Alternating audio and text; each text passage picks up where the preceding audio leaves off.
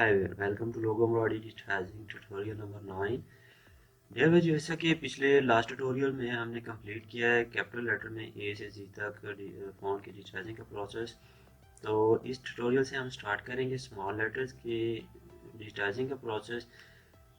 और उम्मीद करता हूँ कि पीछे जो हमने कंप्लीट किए हैं ए से जी तक फॉन्ट, उनमें किसी किस्म की कोई कंफ्यूजन नहीं होगी आपको।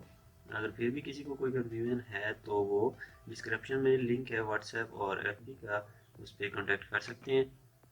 तो आइए चलते हैं अपने लेसन की तरफ। जैसे कि बताया था, जितनी हमें रिक्वायर होगी उसको हम कट कर लेंगे और अपना वेलकम रेडी स्टूडियो में ले जाएंगे।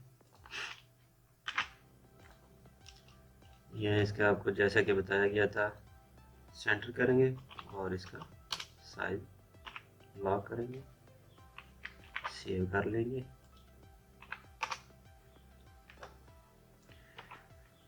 ए से स्टार्ट करेंगे सिंपली, जैसे कि आपको बताया गया। अच्छे से जूम कर लीजिएगा। इनपुट ए, जूम करने का मकसद सिर्फ यही है कि आप लोगों को ऑब्जेक्ट वाज़े नज़र आए।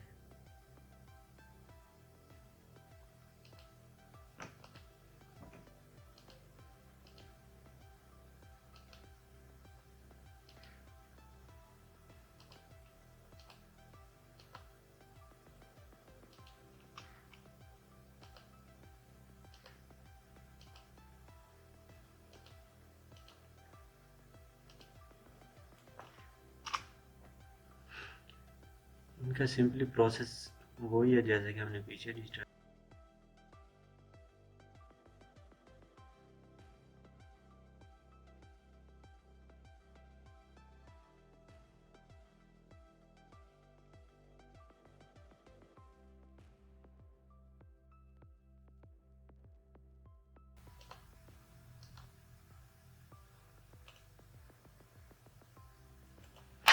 मोस्टली जो फ़ॉन्ट डिजिटाइज होंगे वो हमारे इनपुट ए का इस्तेमाल करते हुए ही होंगे।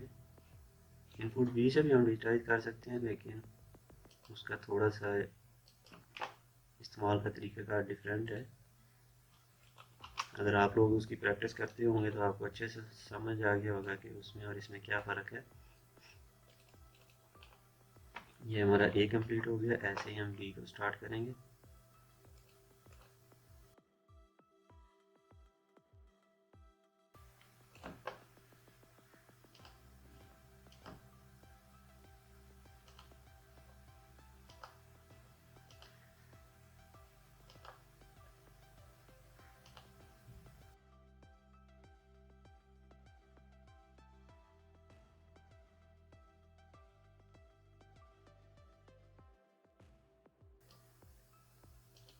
फ़ॉन्ट की डिजाइन में ये बात अच्छे से ज़हन नशीं कर लीजिएगा कि कोई भी फ़ॉन्ट है उसको अगर आप सेम डिजिटाइज करना चाह रहे हैं तो उसकी जो ऑब्जेक्ट नज़र आ रहा है वेक्टर फाइल में, उसको फॉलो करते जाइएगा। ऑटोमेटिकली आपका फ़ॉन्ट परफेक्ट वही चीज़ बन जाएगी जो वेक्टर में नज़र आ रही है।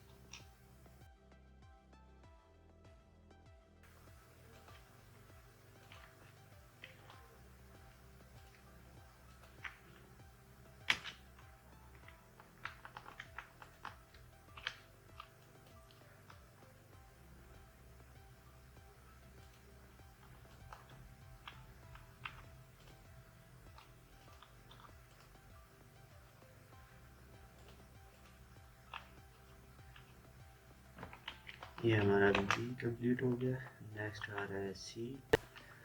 ये हम सी को स्टार्ट करेंगे। जैसे कि आप लोगों को बताया था कि करो ऑब्जेक्ट जो होगा उसमें हमेशा इनसाइड वाले जो नोड होंगे, यानी अंदर की साइड के नोड, वो हमेशा क्लोज होंगे और आउटर साइड वाले जो हमेशा थोड़े ओपन लगेंगे। और दूसरी बात ये भी हमेशा याद रखनी है कि फॉन्ट बनाते वक्त ये कोई भी इस तरह का ऑब्जेक्ट जो इनपुट ए से बनाएंगे उनमें नोड हमेशा ऑपोजिट, बिल्कुल आमने सामने होने चाहिए। ज़्यादा उनमें तिरछापन या टेढ़े नहीं होने चाहिए,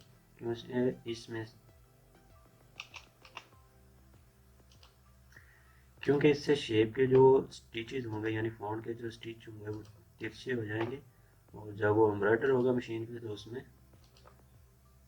वो हमें जो रिक्वायरमेंट होगी कस्टमर की, ये जो चीज़ हम बनाना चाह रहे होंगे वो नहीं बनेगी, क्योंकि जैसे स्टिचेस जो तिरछे आएंगे एक साइड वो ज़्यादा इकट्ठे हो जाएंगे, दूसरी साइड ओपन होगी, तो शेप ऑटोमेटिकली हमारी बिगड़ी हुई नज़र आएगी।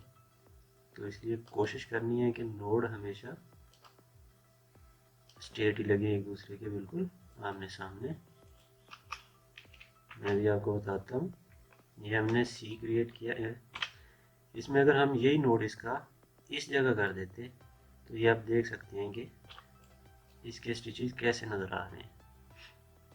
इसको वापस अपनी जगह पे करते हैं, ये अभी हमारे स्टिचेस बिल्कुल स्ट्रेट नज़र आ रहे हैं। उम्मीद है आप लोगों को ये वाला फ़र्क अच्छे से समझ आ गया होगा। आइए चलते हैं नेक्स्ट अपना डी की तरफ। डी भी सेम वैसे ही जैसे हमने बी क्रिएट किया है। जूम करके हम स्टार्ट करते हैं इसको, वही प्रोसीजर है इसका। कर्व शेप है, इसमें नोड्स का ख्याल रखना है बनाते वक्त, क्योंकि कोई भी ऑब्जेक्ट हम अगर बनाते वक्त उसको अच्छे से बना लेंगे तो हमें बाद में रीशेप पे उस पर टाइम ज़ाया नहीं करना पड़ेगा। अगर हम बनाते वक्त थोड़ा टेढ़ा बना लेंगे तो बाद में जारी बात है हमारा उसको सीधा करने में टाइम लगेगा।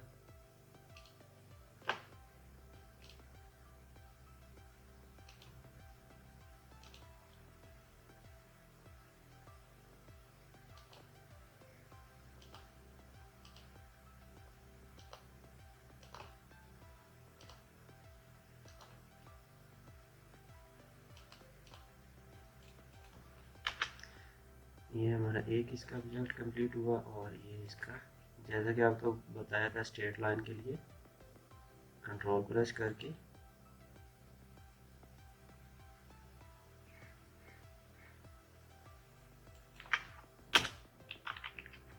और ये हमारा डी कंप्लीट हो गया। नेक्स्ट ई आ रहा है, ई भी हमारा ज़्यादा कर्व ही है, तो इसमें वही चीज़ याद रखनी है।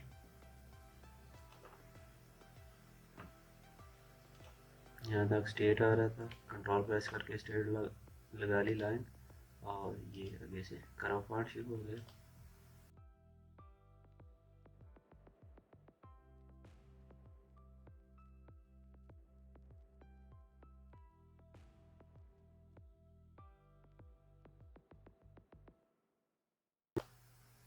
कम नोड में हम अच्छे से अच्छी शेप क्रिएट कर सकें, कोशिश यही होनी चाहिए।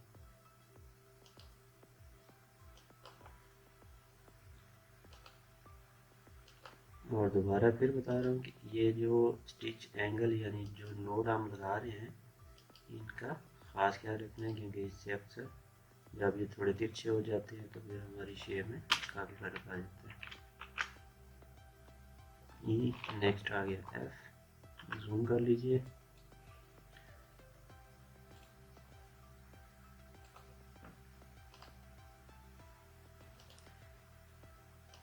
कर्व पॉइंट आ रहा है, यहाँ कर्व पॉइंट देंगे इसको।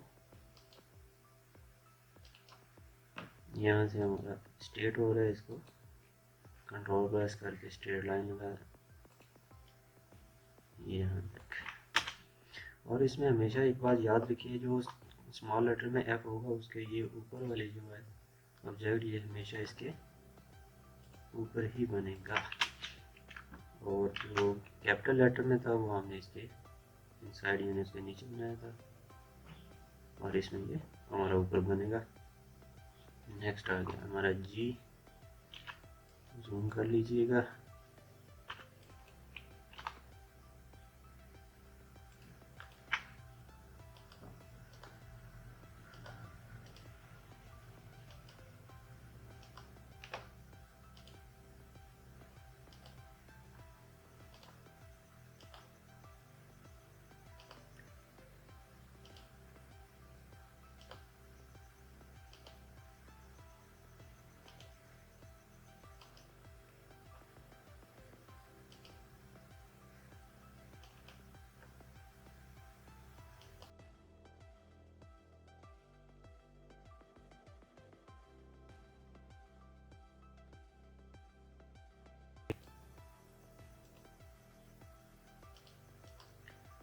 और ये हमारा जी का एक ऑब्जेक्ट कंप्लीट हुआ।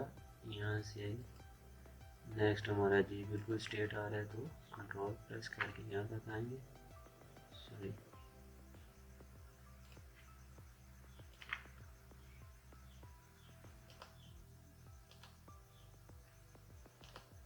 यहाँ से आगे कर्व है तो कर्व पॉइंट ऐड करते जाएंगे।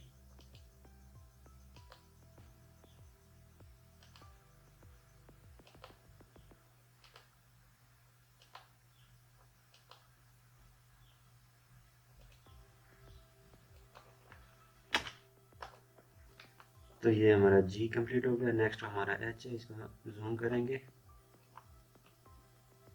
ये स्ट्रेट आ रहा है बिल्कुल, यहाँ तक कंट्रोल प्रेस करके आगे से कर्व पॉइंट।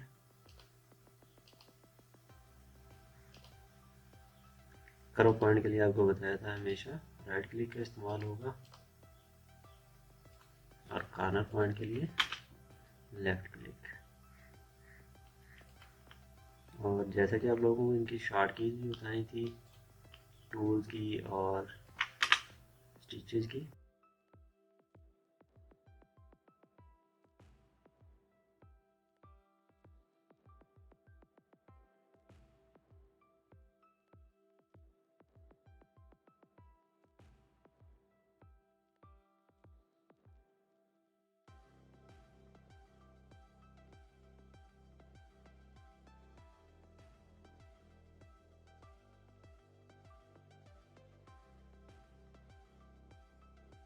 और यहाँ तक हमारा स्मॉल लेटर्स में आई की डिजिटाइजिंग, सॉरी स्मॉल लेटर के आई तक हमारा डिजिटाइजिंग का प्रोसेस कंप्लीट हो गया है।